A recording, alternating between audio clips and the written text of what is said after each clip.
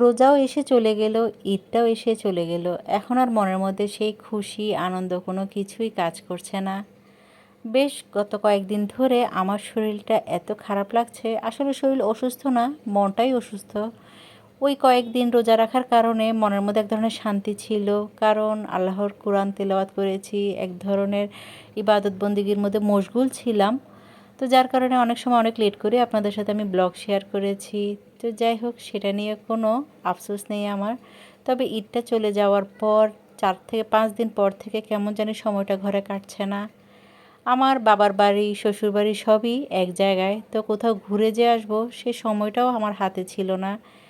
যেহেতু আমার বড় ছেলে এই বছর এক্সাম দিবে, 2027-এর পরীক্ষার্থী সে।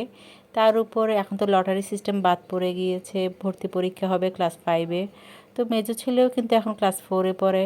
তো সব মিলিয়ে একটা টেনশন কাজ করছিল, তো সেই ভয়টাই মনের মধ্যে এমনভাবে বাসা বেঁধে রয়েছে, কোনো কাজে মন বসছে না। আসসালামু আলাইকুম ভিউয়ার্স, কেমন আছেন সবাই? আশা রাখছি যে যেখান থেকে আজকের আমার এই ব্লগটি দেখছেন সবাই ভালো আছেন, সুস্থ আছেন এবং নিরাপদে আছেন। চলে এলাম নতুন দিনে নতুন আরেকটি লাইফস্টাইল ব্লগ আপনাদের সাথে শেয়ার করার জন্য। ঈদের পরও তো একটা ব্লগ শেয়ার করেছি, আর অনেক দিন পর আরও একটি ব্লগ শেয়ার করলাম। এখন আর কেন জানি সে আগের মতো ব্লগিং করতে খুব একটা মন চায় না, কারণ সংসারে কাজের চাপ, তার উপরে নিজের একটা বাড়তি টেনশান, সেটা তো আপনাদের সাথে কিছুক্ষণ আগেই বলেছি। তো সব মিলিয়ে না কাজকর্মগুলো কেন যেন এলোমেলো হয়ে যাচ্ছে।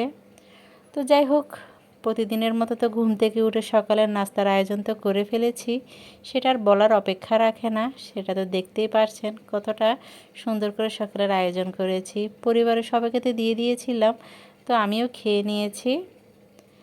আর রোজার সময় একটা কষ্ট কম থাকে, ঘুম থেকে উঠে রোজার সময় সকালবেলা নাস্তা বানানো সে টেনশনটা ছিল না। আর আমার ছেলেরাও কিন্তু মাশাআল্লাহ এবার অনেকগুলোই রোজা রেখেছে। তো ঈদের পরে এই কাজটা শুরু হয়ে গেল প্রতিদিনের মতো। তো এদিক দিয়ে সকালে নাস্তা করার পরে বেশ ধুলোবালি পড়েছিল আমার কিচেন কাউন্টার টপে, সেটাও একটু গুছিয়ে নিচ্ছি। আগে যেভাবে একটা মনের একটা শান্তি বা মনে একটা খুশি নিয়ে ব্লগ করতাম, এখন আর কেন জানি মন চায় না। এর একটা কারণ হলো, প্রথমত ভিউ কমে গিয়েছে, তার উপরে কেন জানি কাজের প্রতি সে আগের মতো এনার্জি আসে না। গত 3টা বছর আমি ইউটিউব পরিবারের সদস্য হওয়ার পর থেকে এত শুভাকাঙ্ক্ষী পেয়েছি, আর এত সুন্দর সুন্দর আপু বা আন্টিরা আমাকে কমেন্ট করে, তো তাদের ভালোবাসায় আমি এতটাই আবেগ আপ্লুত। তো তাদের কথা চিন্তা করে মনে একটা বল নিয়ে এই ব্লগটা শেয়ার করেছি। আমি জানি না আমি কতদিন কন্টিনিউ করব, তবে আমি চেষ্টা করব আমার এই সংসারের কাজকর্মগুলো অল্প অল্প করে আপনাদের সাথে শেয়ার করতে। তো এদিক দিয়ে আমার কিচেনটা গোছানোর পরে আমার ডাইনিং রুমেও চলে এসেছি। আমি তো এখানে রুটি পরোটা সবসময় বেলে থাকি, তো যার কারণে একটু ধুলোবালি পড়েছিল, তো সেটা একটু ক্লিন করে নিলাম। আর সেই সাথে প্রতিদিনের মতো খুবই সিম্পল ওয়েতে আমার এই যে ডাইনিং টেবিল আর ডাইনিং ওয়াগনটা একটু সুন্দর করে ক্লিন করে নিচ্ছি। জানেন, ইদানিং না মৃত্যুর ভয়টা এতই মনের মধ্যে বাসা বেঁধেছে। রোজার আগে এবং রোজার পরে যতগুলো মৃত্যুর সংবাদ শুনেছি, মোবাইলের মাধ্যমে দেখেছি, সেগুলো দেখার পর এক ধরনের ভয় মনের ভিতরে ঢুকে গিয়েছে। মনে হচ্ছে মৃত্যুটা এইমাত্র হয়তো যে কোনো সময় চলে আসতে পারে।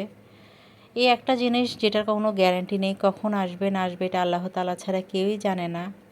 প্রচুর ভয় কাজ করে ইদানিং। তারপরেও মনের মধ্যে তো এক ধরনের আশা নিয়ে থাকি, কারণ আল্লাহ তাআলা যেন আমার সন্তানদের জন্য আমাকে এ পৃথিবীতে বাঁচিয়ে রাখে।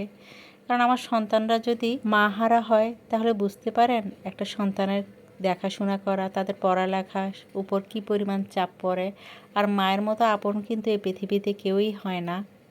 তো এদিক দিয়ে ডাইনিং রুমে বেশ কিছু দরকারি কাজ ছিল, সেগুলো গুছিয়ে আমার এই যে পাশে যে গাছটা আছে, এটা কিন্তু আমার রিয়েল প্ল্যান্ট। একজন আপু আমাকে কমেন্ট করেছিল এটা কি আমার অরিজিনাল গাছ নাকি প্লাস্টিকের। তো এটা কিন্তু আমার বারান্দা থেকে এনেছিলাম ঈদের একদিন আগে।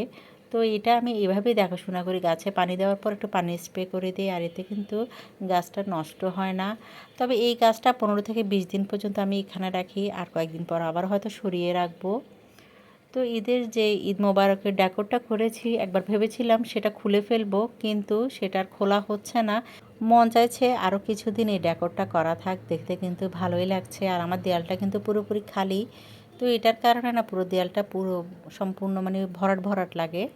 তো এদিক দিয়ে বেডরুমে চলে এলাম। বেডরুমটা মোটামুটি ক্লিন ছিল। আমার হাজব্যান্ড আজ কেন জানি ঘুম থেকে উঠে সবার আগে বেডটা গুছিয়ে নিয়েছিল। আমি তো দেখে পুরোপুরি অবাক, মনে হয়েছে আজ সূর্য কোন দিকে উঠেছে সেটা তো আমি খেয়াল করিনি।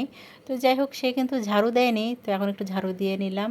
আর অন্যদিকে কি যে বলবো, ধুলোবালির কথা আর আমি বাদই দেই আপনাদেরকে। প্রতিদিনই আমি ক্লিন করি, তো একদিনের মাথায় খেয়াল করলাম এর উপরে এত ময়লা ছিল।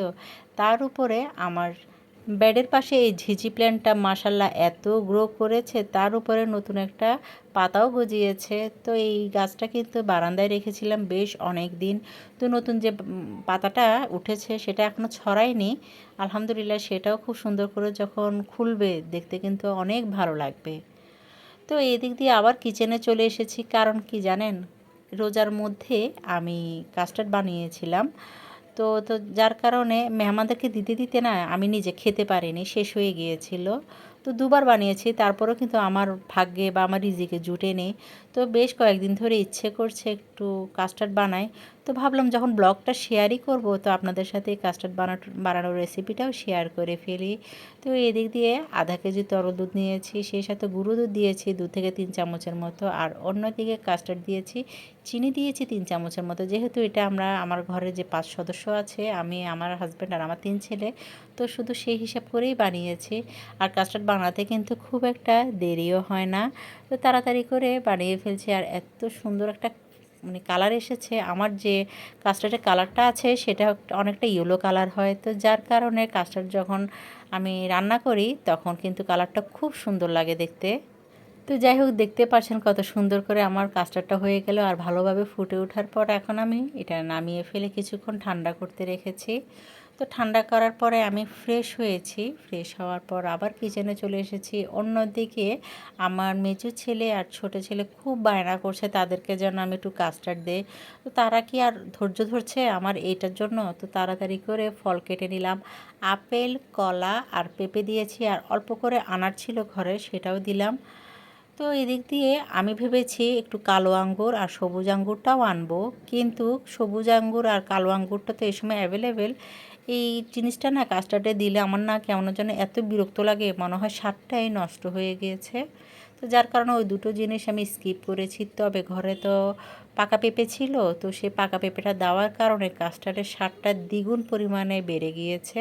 তো আপেল আর কলা খুব সুন্দর করে কেটে নিয়েছি। তো কাস্টার্ডটা কিন্তু প্রায় 1 ঘন্টা ফ্রিজে ছিল, তো যার কারণে পুরোপুরি ঠান্ডা হয়ে গেছে। আর আমি কিন্তু এটা ডিপে রেখেছি যেন তাড়াতাড়ি ঠান্ডা হয়ে যায়, কারণ আমার ছেলেরা যে পরিমাণ অধৈর্য, তো তাদের জন্য আমি এটা ডিপে রেখে দিয়েছিলাম। মাশাল্লাহ মানে খুব ঘন হয়েছে আর খুব সুন্দর হয়েছে।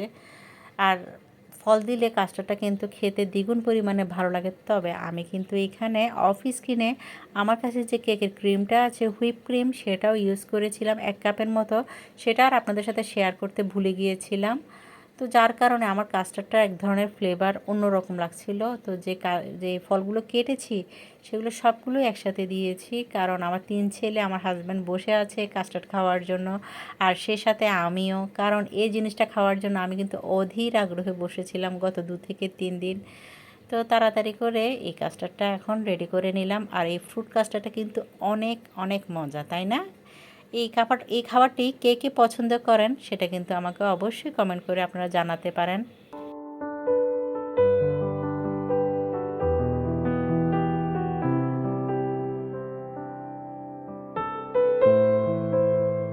আর কাস্টার্ড খাওয়ার পর গতকাল আমি এই মিষ্টিটা বানিয়েছি, গোলাপ জামুন মিষ্টিটা, সেটা আর আপনাদের সাথে শেয়ার করতে ভুলে গিয়েছিলাম, কারণ রাতের বেলা বানিয়েছি। তো যার কারণে এটা মানে ভিডিওটা সুন্দর আসবে না দেখে আমি বানিয়ে ফ্রিজে রেখে দিয়েছিলাম। তো কাস্টার্ড খাওয়ার পরে সবাই একটা একটা করে গোলাপ জামুন মিষ্টিও খেলো।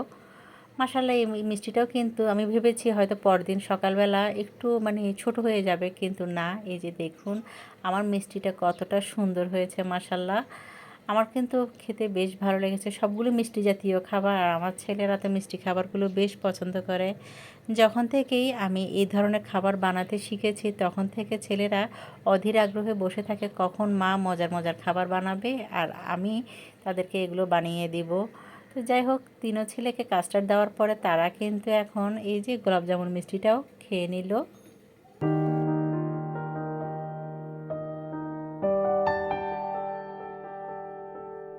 তো এখন চলুন, শুক্রবার দুপুরবেলা আমি আমার পরিবারের জন্য একটু গরুর মাংস দিয়ে বিরিয়ানি রান্না করেছিলাম।